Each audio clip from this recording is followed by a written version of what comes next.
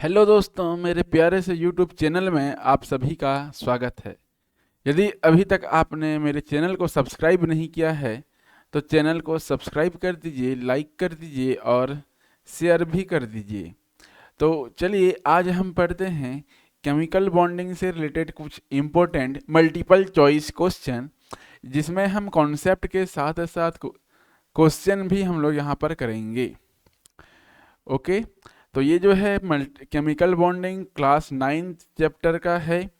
तो जो भी स्टूडेंट्स हैं क्लास 9 से रिलेटेड, साथ ही साथ जो भी कंपटीशन एग्जाम की तैयारी कर रहे हैं, तो ये वीडियो आप लोगों के लिए बहुत ही हेल्पफुल होने वाला है। तो चलिए स्टार्ट करते हैं। पहला ही क्वेश्चन यहाँ पर दिया हुआ है कि निम्नलिखित में से कौन सा यौगिक आयनिक बंध से बना हुआ है। पहला ऑप्शन है वाटर, दूसरा ऑप्शन है कार्बन डाइऑक्साइड, तीसरा ऑप्शन है सोडियम क्लोराइड और चौथा ऑप्शन है CH4। तो आपका उत्तर क्या होगा बताइए दोस्तों। तो देखिए इसका जो करेक्ट आंसर होगा ऑप्शन नंबर सी होगा। सोडियम क्लोराइड में आयनिक बंध पाया जाता है। तो चलिए देख लेते हैं। जो सोडियम होता है इसका परमाणु क्रमांक होता है 11 और जो क्लोरीन होता है इसका परमाणु क्रमांक होता है 17। और इसके बाह्यतम कोश में पाए जाते हैं 2, 8 और 1 इलेक्ट्रॉन। मतलब इसके बाह्यतम कोश में, सोडियम के बाह्यतम कोश में 1 इलेक्ट्रॉन पाया जाता है। सिमिलरली जो क्लोरीन होता है उसके बाह्यतम कोश में 7 इलेक्ट्रॉन यहाँ पर पाया जाता है। अब देखिए दोस्तों, कोई भी परमाणु जो होता है वह अपना अष्टक पूरा करने की कोशिश करता है, अर्थात उसके बाह्यतम कोश में 8 इलेक्ट्रॉन कंप्लीट करने की कोशिश करता है, जिससे वह क्या हो जाता है, स्टेबल नेचर का हो जाता है। स्टेबल नेचर का हो जाता है दोस्तों।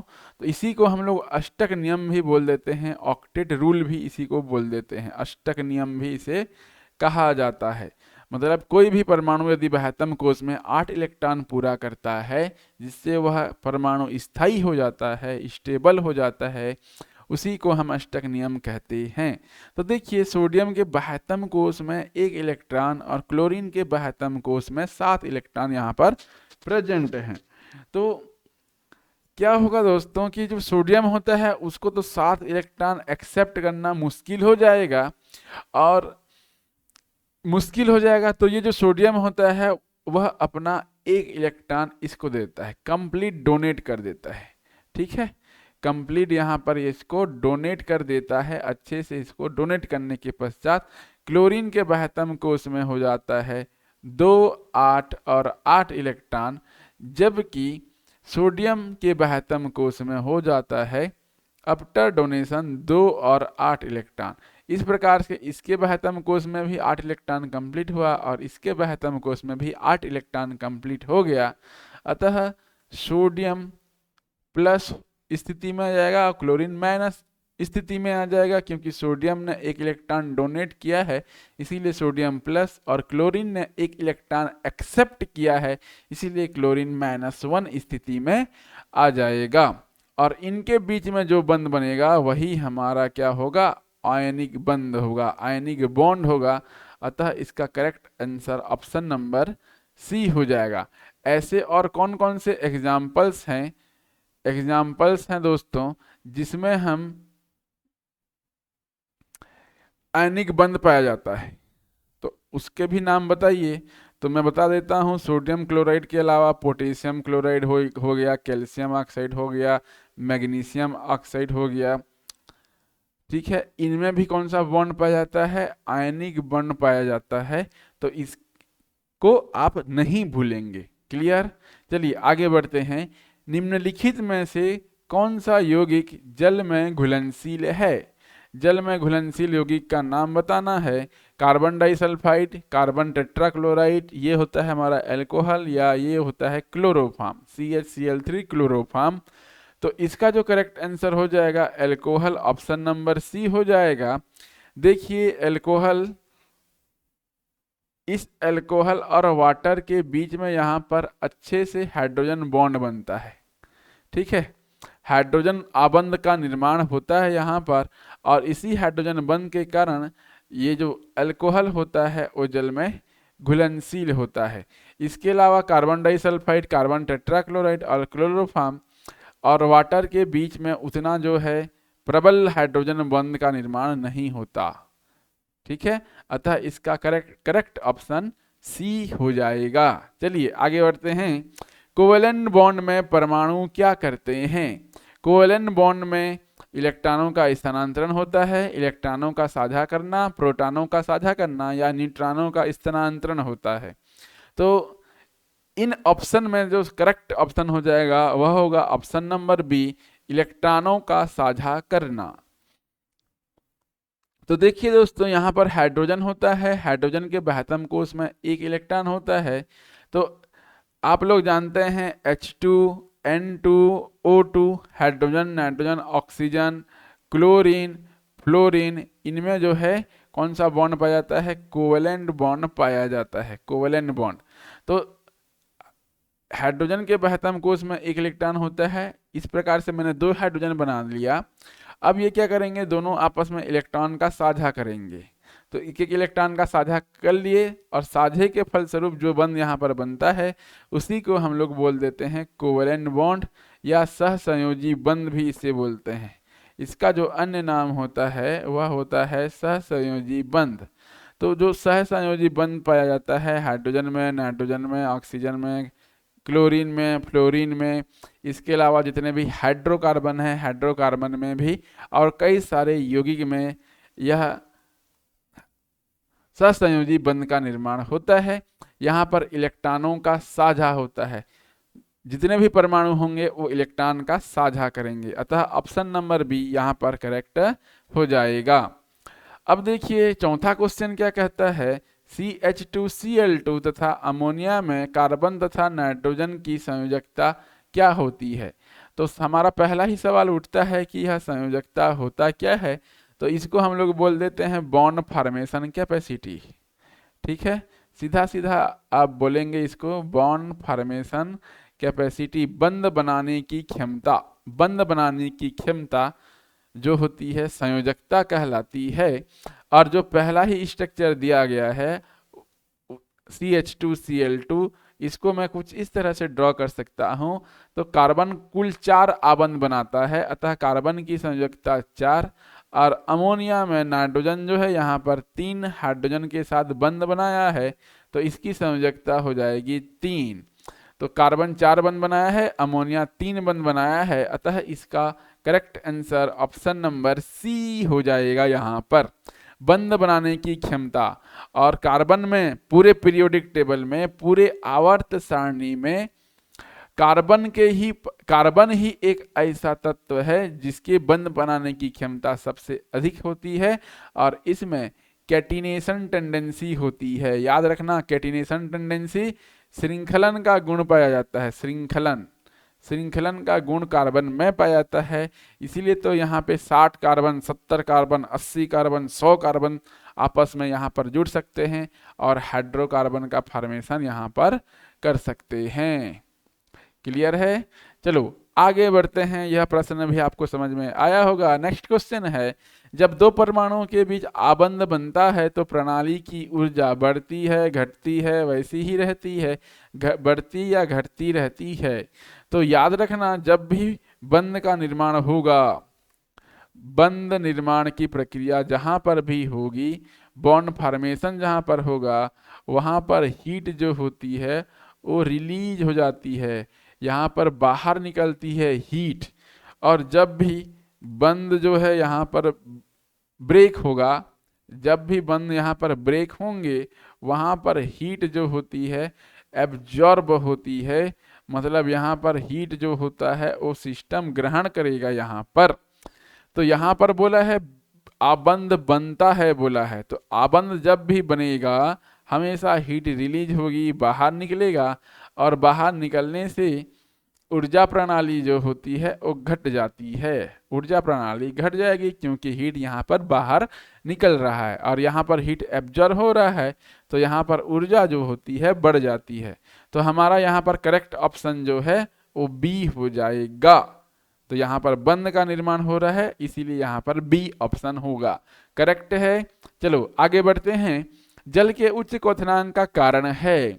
अभी मैंने बताया था जो वाटर होता है, जल होता है, जल में जो है हाइड्रोजन बॉन्ड का फॉर्मेशन यहाँ पर पॉसिबल है। अब हाइड्रोजन बॉन्ड यहाँ पर बनेंगे इस प्रकार से, हाइड्रोजन बंद बनने से यहाँ पर इसका क्वथनांक में वृद्धि हो जाती है। अतः यहाँ पर जो करेक्ट ऑप्शन होगा वह जल के अणुओं में हाइड्रोजन आबंधन होगा। आगे देखते हैं, यहाँ पर मैच द फॉलोइंग करना है। कॉलम दिया हुआ है, 2 कॉलम, और दोनों कॉलम को आपस में यहाँ पर जोड़ना है। तो कोऑर्डिनेट बॉन्ड, अभी मैंने आपको बताया था कि कोऑर्डिनेट बॉन्ड में इलेक्ट्रॉन का साझा होता है, तो इसका करेक्ट ऑप्शन हो जाएगा ऑप्शन नंबर बी। आयनिक बंध, आयनिक बंध में क्या होता है, इलेक्ट्रॉन का कंप्लीट ट्रांसफर होता है, और यहाँ पर जो है इलेक्ट्रॉन का कंप्लीट ट्रांसफर कहाँ पर होता है, इलेक्ट्रॉन का जो कंप्लीट ट्रांसफर होता है वह होता है धातु और अधातु के बीच में। मैंने अभी सोडियम क्लोराइड का एग्जाम्पल दिया था। सोडियम जो होता है वह एक धातु है और क्लोरीन जो है वह एक अधातु है। अतः जो आयनिक बंध होगा, यहाँ पर जो आयनिक बंध होगा, आयनिक बंध का जो सही आंसर होगा वह धातु और अधातु के बीच। और कोवैलेंट बॉन्ड में क्या होता है, इलेक्ट्रॉन की यहाँ पर थोड़ा सा मिस्टेक है, देख लीजिए क्या मिस्टेक है। यहाँ पर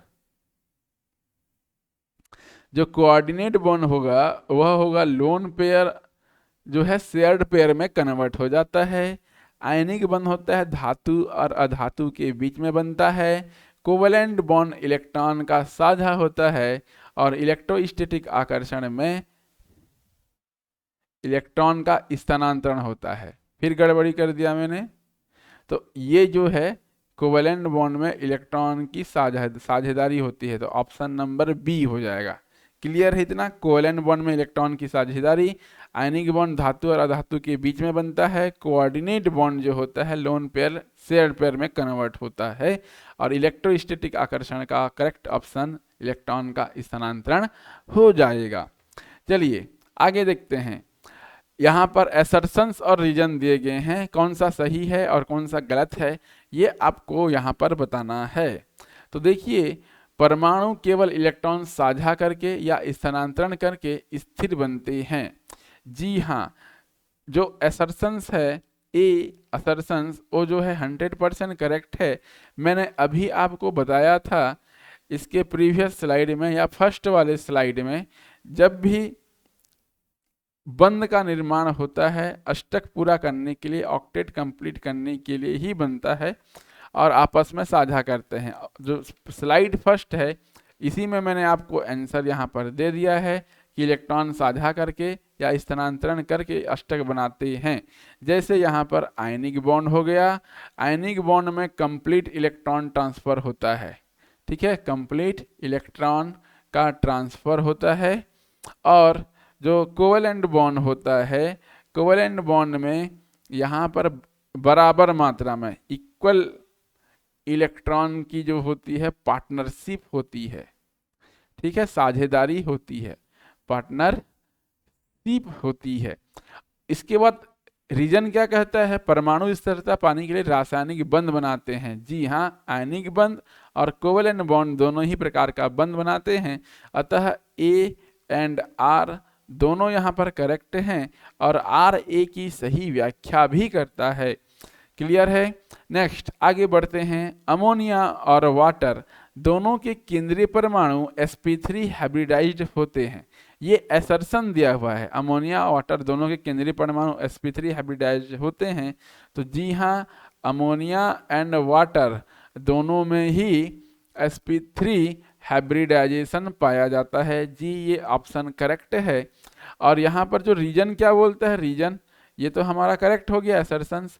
अमोनिया में लोन पेयर है जबकि वाटर में 2 लोन पेयर है, ठीक है, अमोनिया में 1 लोन पेयर और वाटर में 2 लोन पेयर होते हैं। इस कारण HOH का बंधीय कोण NH से छोटा होगा। जी हाँ, बिल्कुल 100% सही है।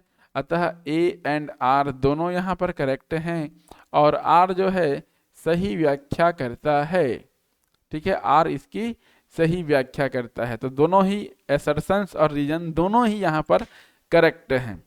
आगे देखते हैं, उच्चतम वाटर क्वेश्चन दिया हुआ है, वाटर H2S, H2SC और H2TE में उच्चतम क्वथनांक कब होगा। उच्चतम क्वथनांक कब होगा, नहीं किसका होगा। ठीक है, इसको आप मिटाना और बोलना कि यह उच्चतम क्वथनांक किसका होगा। यहाँ पर 4 ऑप्शन दिए हैं, वाटर, H2S, H2SC और H2TE। तो इसमें से उच्चतम क्वथनांक जो है वाटर का होगा, और ड्यू टू हाइड्रोजन बॉन्डिंग। ठीक है, हाइड्रोजन बॉन्ड के कारण ही यहाँ पर वाटर का उच्च क्वथनांक होगा। और मैं आपको बता दूं, जब भी हाइड्रोजन बॉन्ड बनता है, हाइड्रोजन बॉन्ड बनने का कंडीशंस भी है। पहला तो है इलेक्ट्रोनेगेटिव एटम होना चाहिए, इलेक्ट्रोनेगेटिव एटम होना चाहिए। वह इलेक्ट्रोनेगेटिव एटम होता है हमारा ऑक्सीजन, नाइट्रोजन, फ्लोरीन, फ्लोरीन और क्लोरीन, रेल। ये चारों एटम इलेक्ट्रोनेगेटिव नेचर के होते हैं, तो ये चारों एटम होना चाहिए। और सेकंड जो है हाइड्रोजन एटम होना चाहिए। ये इसकी पॉसिबिलिटी है। हाइड्रोजन जब भी बनाएगा, ऑक्सीजन, नाइट्रोजन, फ्लोरीन और क्लोरीन, इन्हीं के साथ ही हाइड्रोजन बंध बनाता है। क्लियर है। इसके अलावा किसी भी इलेक्ट्रोनेगेटिव एटम के साथ बंध नहीं बनाएगा हाइड्रोजन, केवल इन्हीं 4 एटम के साथ ही हाइड्रोजन जो है हाइड्रोजन बंध का निर्माण करता है। उसके बाद देखिए, मीथेन की आकृति क्या होती है। त्रिकोणीय, समतलीय, चतुष्फल की या रेखीय। इसकी जो आकृति होती है वह चतुष्फल की होती है। तो इसका correct option option number B हो जाएगा। ये होता है मीथेन का स्ट्रक्चर, ये चतुष्फल की। वाटर का स्ट्रक्चर कुछ इस प्रकार से बैंड शेप होता है। ये होता है हमारा अमोनिया का स्ट्रक्चर, ये जो है पिरामिडल शेप इसको बोलते हैं, पिरामिडल शेप इसको बोलते हैं। इसको जो है बैंड शेप बोलते हैं, वाटर का होता है। और इसको जो है हम लोग टेट्राहेड्रल स्ट्रक्चर बोला जाता है। क्लियर है। आई होप ये वीडियो लेक्चर आप लोगों के लिए बहुत ही हेल्पफुल रहा होगा, आपको समझ में आया होगा। क्वेश्चन के साथ साथ कई सारे नए कॉन्सेप्ट भी सीखे होंगे। तो इसी तरह से हम लोग आगे बढ़ते जाएंगे और नए नए क्वेश्चंस, नए नए चैप्टर के साथ करते जाएंगे। तो आज के लिए इतना ही दोस्तों, मिलेंगे हम अपने अगले वीडियो में नए कॉन्सेप्ट के साथ। Thank you.